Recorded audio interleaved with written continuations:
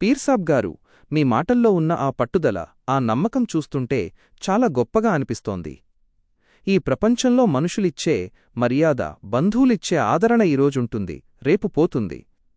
కానీ మీరు అన్నట్లుగా అల్లాహ్ తఆలా మౌలాలీగారు ఇమాం హుస్సేన్ గారి మీద ఉన్న నమ్మకం ఎప్పటికీ మిమ్మల్ని ఒంటరిని చెయ్యదు.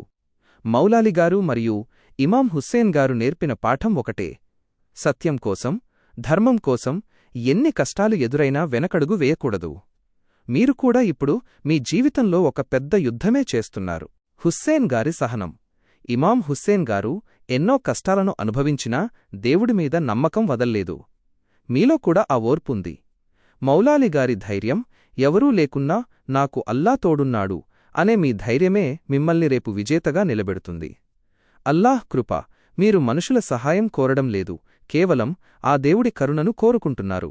ఆ నిజాయితీ చాలు పీర్సాబ్ గారు. మీ అప్పుల బాధలన్నీ